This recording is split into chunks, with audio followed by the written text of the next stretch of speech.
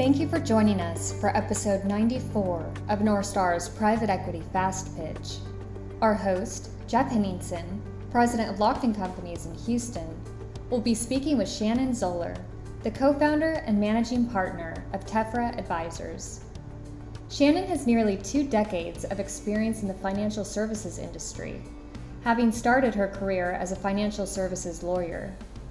After her legal career, she entered private equity, joining middle market private equity fund Sterling Partners in Chicago in 2005, and UBS as an executive director in the private funds group in 2008. She serves on the board of WAVE, Women's Association of Venture and Equity. Today they'll be discussing the advantages of hiring a placement agent, what new fundraisers should be thinking when going to market, the secret to being successful in a business world while managing time and family, and finally, her advice to young female professionals. And now your host, the podfather of private equity, Jeff Henningsen. Shannon, I can't tell you how much I've been looking forward to this call. We've been kind of bouncing it around on the calendar because we've both been running so hard, but I've known you since 2008. A lot of our audience don't know who you are. So would you take a moment, introduce yourself, tell us a little bit about what you're doing now, and we'll maybe walk through a little memory lane here in a little bit. Fantastic, Jeff. I really appreciate the opportunity to be here, and it's great to be able to connect with a longtime friend and be a part of this. Shannon Zoller, and I am a co-founding managing partner of Tephra Advisors, which is a global custom capital raising advisory business. Long way of saying I'm a placement agent. Most of my guests are either investment bankers, private equity groups that serve kind of the middle market, which in my definition, maybe $5 to $100 million of EBITDA. You're a placement agent. Tell the audience what that means for maybe the more novice in our industry. I'm going to laugh because I've been trying to explain this to my parents for a while. It was definitely much easier to explain to people what I did when I was a lawyer. But a placement agent is a niche business actually within investment banking. And I essentially raise capital for managers, typically mostly first and second time fund managers in my current business model. But also we'll do some interesting carve out more established managers as well too. So I'm the one that goes out and helps connect the dots, raise the capital for a lot of your clients to then go out and invest. I'm a successful investor. Why can't I do that myself? What's the advantage of hiring a placement agent like yourself? Yeah, well, the learning curve in terms of knowing who's active, who has available pools of capital to be able to invest can be long and painful. And it's a bit of a puzzle that people need to solve in terms of being able to source that capital. And what I found is you can be the best venture capital manager, private equity fund manager, and not necessarily know or have the relationships to be able to go out and raise the capital that will invest in your fund. And you might be able to network into it, but being able to have somebody who has pattern recognition and has been through the market numerous times with similar strategies just adds a lot of efficiency to what you're doing and also scale to your process. I've used this analogy before on another podcast, but it's almost like selling your home, right? That maybe once or twice in your life, and you really don't know all the skill sets that you need. And then somebody comes in and starts maybe critiquing your paint color or something. You get very frustrated. And so having a coach, I would imagine you play a coaching role as well as a knowledge role of where to go access the capital. Absolutely. And I think that analogy to the real estate agent side of things is funny. We're such old friends, think a lot alike. And that's something that I've actually used to draw that parallel. And the coach side of things is actually really what continues to draw me to this business and really what the part that I really get excited about, right? Where you can really help a group get to a place much more efficiently and tell them that they should paint that wall over there and pretty up their fence outside before they start bringing people in the front door. Well, I'm going to go back in our history a little bit and then come back to what you're doing now. But when I first met you, you were with Sterling Partners in Chicago. We were doing some work with now both of our good friend, Elena Milner, who was running all the insurance and procurement for Sterling. and had a great time there, got to know you. How much did that experience working on the private equity side add significant value to what you do now? This path has been an interesting one. When I met you, I was on the other side of career as a corporate lawyer and thought that I was going to grow up and be a corporate lawyer. The move over to the private equity side was my first real transition into the capital raising side of the business and figuring that out. So my experience there really shaped my direction around where I'm at now on a lot of levels, not only in terms of my career, but also my perspective around how you execute fundraisers, what it means to be on the other side of the table, and really having lived in the shoes of internal IR folks, private equity fund managers, and what have you. Well, we have such a passion for coaching and mentoring young folks. And since we're back in '08, I'm going to go ahead and go into that world. From a learning perspective, I know you and I have talked about this before, but it sounded like that was a real learning opportunity for you to really open your eyes to all the things that happen in private equity. And it sounds like Steven, who was the founder, really was a good mentor to you. I would say you were to ask me who was probably the biggest influencer of my career, it would have to be Steven Taslitz. I was on a path of being a corporate lawyer when Steven had suggested that I could be really good at this and that they needed help really growing and building out the business. It was my first time really putting those puzzle pieces together around how you institutionalize and raise additional capital and grow a business significantly. It's not for everyone. I often kind of joke that there might be something a little bit wrong but I really do enjoy solving that problem and putting those puzzle pieces together. I remain very grateful for him to putting me down this course. After Sterling, you made the transition into the placement business. What was that like? How different was it than you expected? We're with a very large firm as well, so I'm sure that had some uniqueness to it. I also joke that I probably am the worst market timer. I joined UBS in their investment bank on the day that Lehman announced bankruptcy, just kind of set things from a timing perspective. But it was really directionally the next step in my career if I was going to really focus on being a capital raiser and being part of one of the largest global placement agent groups and one of the senior members of the organization over there. Was really kind of the right opportunity at the right time. And I say right time too, because the business model around the placement agent business was also dramatically changing. On the back end of the recession, there was a really interesting business opportunity that myself and my now former partner saw. And that really also has informed the direction around this business. When I first met you, and then really at UBS, I recognized a lot of similarities between us. You're a massive super connector. You have a huge network.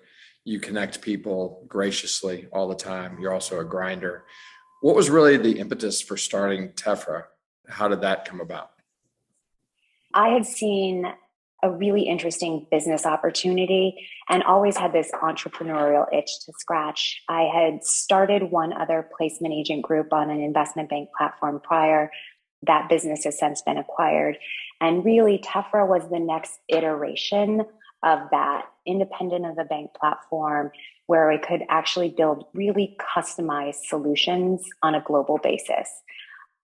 That's the direction I saw the market opportunity and where I wanted to take this business going forward. I'm bringing us back to the current year that we're in. You've got a successful placement agent business, Tephra, and we're in a very dynamic market, very volatile and uncertain. What are some of the things that you're seeing in the marketplace that either new fund manager or second, third fund manager should be thinking about as they're going to the market? I think there's a really big re-up calendar in front of us, and that's going to further complicate fundraising processes for a lot of groups that might not have existing relationships in the market already. So I'd say number one, the really full re-up calendar for LPs is going to be a complicating factor. It's very competitive, especially for first and second time managers, where everybody is hoping to get back to full in person. But if you hadn't met some of these people in person before, it obviously adds a degree of difficulty in terms of executing and building and closing capital. That's a complicating factor. The other factor I would say is people are coming back to market much quicker, and it's starting to change the pacing models that LPs have. So I think what a lot of managers are probably not thinking about as much is the pace at which they're returning might decrease the certainty that you get that re-up. And some of those re-up dollars that you might be counting on might not be there because so many of these managers are coming back to market more quickly. And one constant that I've seen throughout my career is GPs managers tend to always overestimate and overcount the dollars that are coming in. And inevitably, an existing relationship can't get there. Something changes. And again, I think this re-up calendar is going to really drive a lot of that. Well, I think in the Zoom fundraising world that we've been in for the last couple of years, having somebody that is knowledgeable and well-connected and strategic in how they raise money is super important versus some placement agents that might just have a very almost a shotgun approach to distributing the opportunity. Really understanding where the pockets and pools of active capital and who can actually close on commitments in this environment is really key, right? And who needs the in-person meetings, what the processes look like in this COVID, hopefully post-COVID environment. And there actually are increasing new pools of capital. There are groups that are obviously making commitments to new fund managers, what have you. And capital is getting raised and at a pretty nice clip. I think it's been a little bit skewed if you were just to kind of look at the big numbers to relationships that actually existed pre-COVID. And it's probably impacting the smaller end of the market and those first and second time fund managers a little bit more. But I'm very optimistic in terms of what we're seeing. We've got really high quality managers in the market that are closing capital and getting through the market efficiently. Shannon, you've been doing this for quite some time. I won't say forever, but a fair. I was a child prodigy. Child prodigy. That's it. Any common mistakes that you're seeing managers make when they're fundraising? Too broad, too early.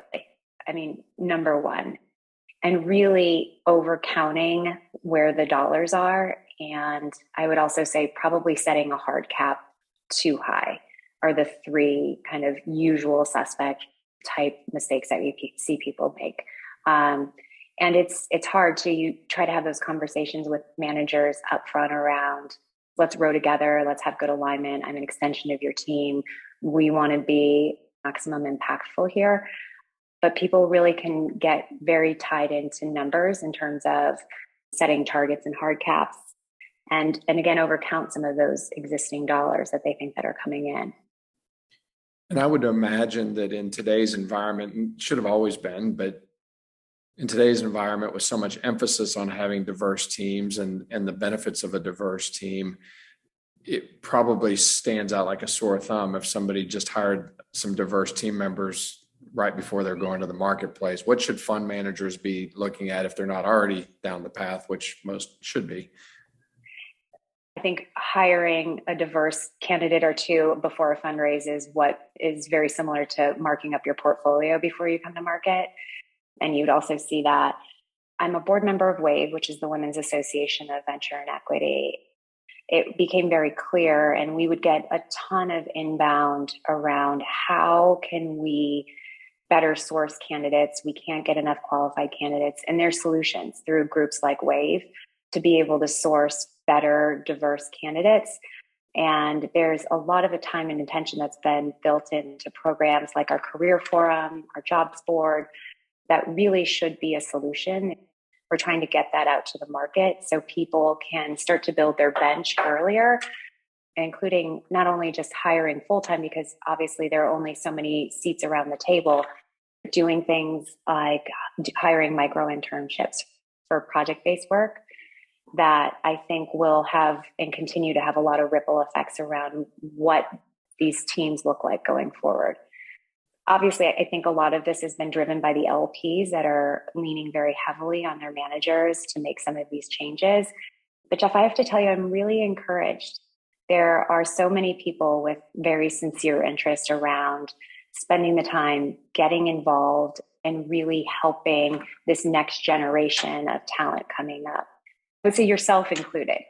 You've always been a tremendous mentor and coach of next generations throughout the course of your career, and have also spent a lot of time helping on the way front as well. I appreciate that. And I've very much enjoyed participating in several wave events. And the difficulty we look at even in our organization is just, as you said earlier, the talent pool. And it takes time to develop talent and to develop a skill set to have higher level position. And sometimes it's very scary for organizations to elevate folks to levels that a 20-year-old obviously can't be president of a $300 million operation or whatever it may be. But when you look at a lot of the organizations, and I was talking to somebody, one of my podcast guests, not too long ago, and I think the reality is that corporate America really is focused on this issue. And when you look kind of below the current C-suites, there's a lot of really great things happening. In our mind, time is never fast enough. In the history of the world, we're a little blip on it. And I really predict that in the next 5-10 years, you're going to see a massive amount of diversity in the C-suite and in the board level that is being groomed now, and will start taking those roles even more and more as time goes on. I completely agree with you. It is this really interesting moment in time.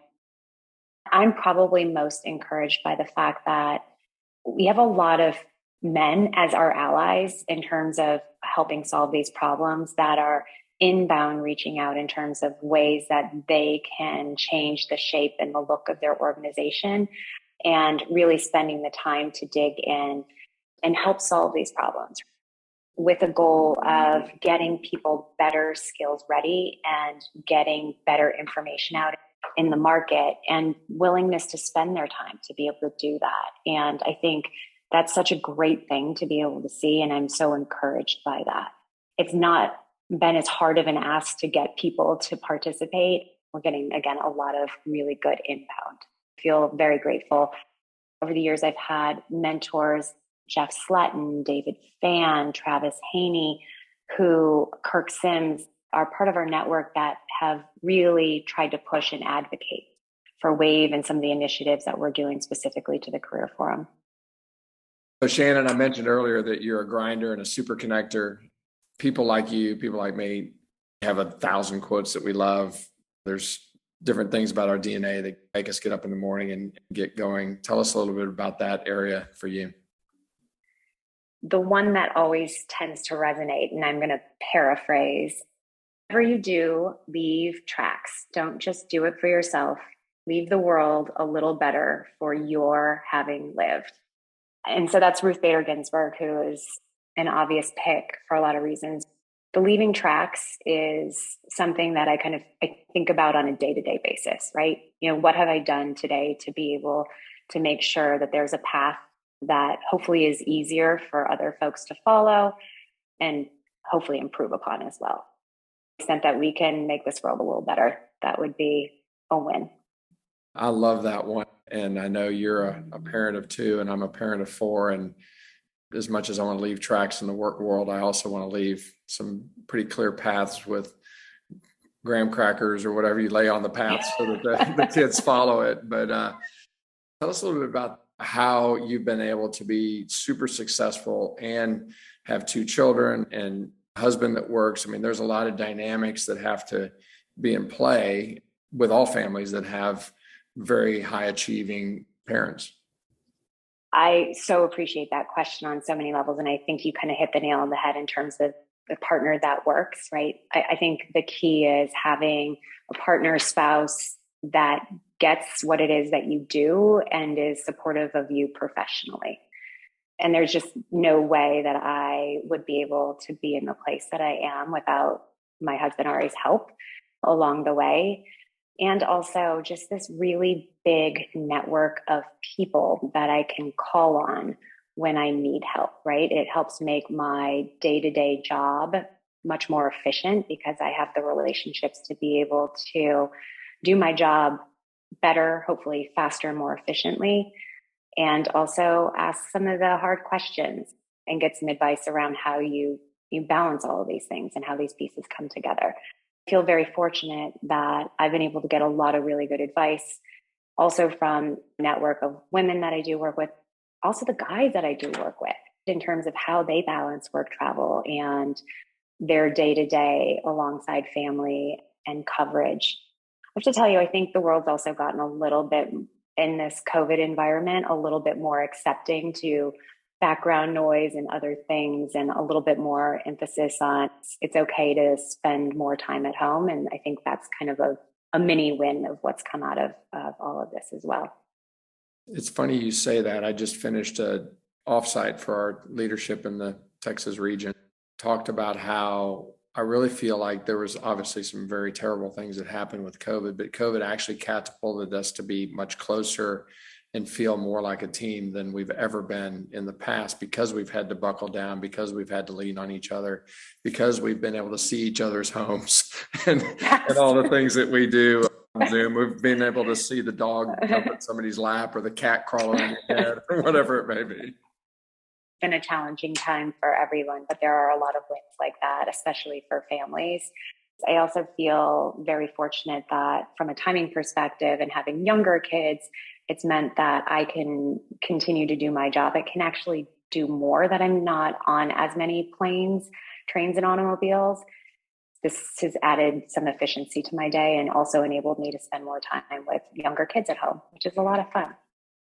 It's interesting because when we were first kicking off, we are talking about Tephra and what you're doing there, and really the role of a capital raiser and the relationships you need to bring to the table. And we've been kind of rounding about on your connections and people that have mentored you. And I do think that there's some DNA that you have that makes you quite different than a lot of people. There's a reason why people want to mentor. There's a reason why people want to help you. There's a reason why you have great connections, and it's because of the type of person you are, a driver, super connector. As I said earlier, there's not any time that I've ever called you and said, hey, do you know XYZ? And not only did you introduce me to XYZ, but you also gave me 9 other similar people that I should give a call to. It speaks volumes of the type of person you are and the drive you have, that it's never about you. It's about really helping the person you're talking to, whether it's a friend like me or somebody that you're raising money for. Where did that come from? Were you born that way? Was there some influence growing up, or what were you like as a kid? I was a competitive athlete growing up. I think I've always been a part of a team and have a high drive in terms of wanting to win, but win as part of a team, and really enjoy being able to get across the finish line with a big group of people. The fact that I was a competitive athlete at a pretty high level continues to inform, like, you get up early, you try harder, you put in the extra work, the extra time, you pick a teammate up, you lend a hand. That's just how you get things done. And that to me is, I think, pretty just ingrained in terms of my day to day. And I would also say, I think I've seen other people around me be successful, and seeing that putting in that extra time, helping people out. Not only is it the right thing, to go back to the quote in terms of leaving tracks, it is what has always made other people that I look up to and respect successful. People like yourself, people like, again, to mention some of the people who've been, I would say, informal mentors, very successful. And I look up to a lot of these people. I see, I think, what has made them successful, and I try to that as well. It's funny, when you started to say the quote and about leaving tracks, I actually, in this meeting that I just finished, in my closing, I talked about not leaving tracks. The comment is that as we were kind of moving and we had rotational meetings, I would notice that somebody might leave half-drank coffee cup laying on the table, or all the chairs scattered all over the place. And I went back to my first boss many, many years ago, who said, never leave a room in a shape less than what it was when you were there. In fact, make it even better. Take your coffee cup, take your water bottle, push the chairs in, push everybody's chair in, make it look neat and tidy. And I made that statement at the very end of our 2-day conference.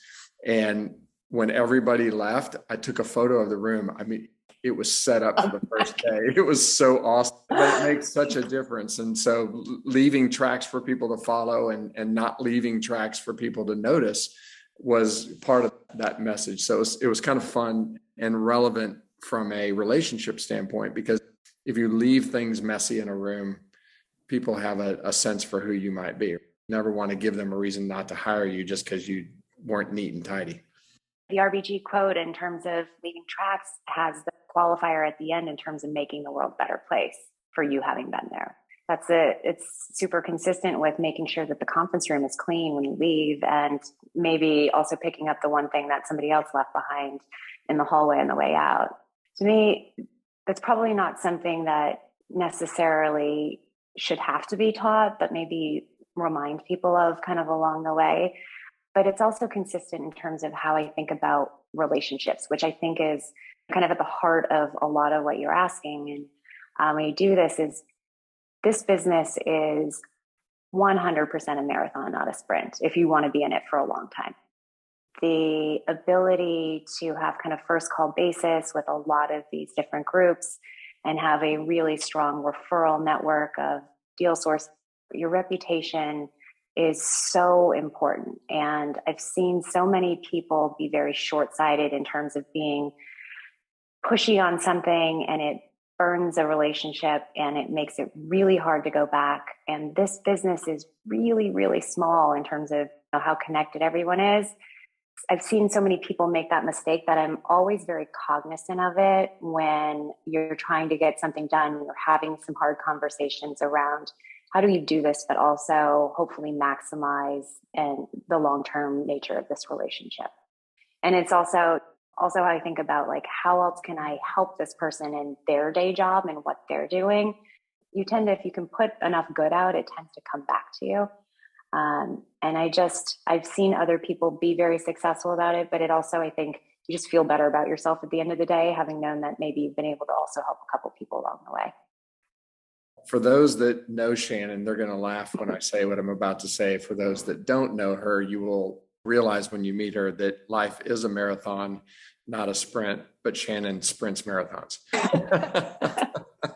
Made me blush. If people could actually see this, like 5 different times over already in this podcast. I really appreciate it. I mean, coming from you, that means a lot to me too. So thank you, Jeff. One thing I didn't really dive into, and I think it would be remiss of me not to ask you, advice to young female professionals who are either finishing up their college and getting ready to go into the investment world, financial world, private equity, investment banking, whichever they're choosing, or young professionals who are in their 20s wanting to grow their career. What advice would you give to those folks? Probably in 3 buckets. Show up, protect your reputation, and pick the right partners. Probably my top one is the show up part. I get really frustrated when you see all of these great opportunities in front of people, but they sign up for an event and they don't come, or they are late to the Zoom meeting consistently. If you say you're going to be someplace, show up, do it, be prepared. And the protect your reputation, that's kind of the marathon, not a sprint. Make the good decisions. Don't be short-sighted around what you're trying to achieve today versus kind of the big picture. You only have one reputation, and that will follow you in this business very closely. And then pick the right partners. We kind of touched on it before. More so, if you're going to go down the path of having a spouse or what have you, have somebody that's rowing in the boat with you, because you really need a lot of support and help personally, I think, to be able to be your maximum best professionally. That's awesome. I think that's great advice. Shannon, this has been an incredibly enjoyable podcast interview. We have been wanting to get together for a long time by phone and keep missing. So this is the only way to do it. I'm going to go to my closing question here. If I'm maybe first fund, second, third, whatever stage I'm in, and I'm interviewing placement agents, what are the leave behind words you want me to remember when I'm at home tonight or on the phone with my partners trying to figure out what placement agent we might hire to help take us to market and raise funds for us? I would say thoughtful, confident in ability to execute, and relationship driven. Thoughtful approach, strategic, confident in the access and the ability to execute that strategic direction, relationship driven in terms of being able to work collaboratively, but also have fun along the way. These fundraise processes can be a bit of a grind for people, and you're really rolling up your sleeve and you want somebody in the trenches with you that I think is aligned and can really execute and as an extension of your team and your brand and represents you well in the market. I would hire you for sure. I know that you will represent anybody in the appropriate way and professionally. Like I said, I can't tell you how much I enjoyed this, and I know that our listeners will as well. I appreciate, again, so honored to be able to be here with you today, Jeff. And it's always good to catch up. We should do this more often, and hopefully we'll actually all get to see each other in person again. Again, really appreciate having me involved here today.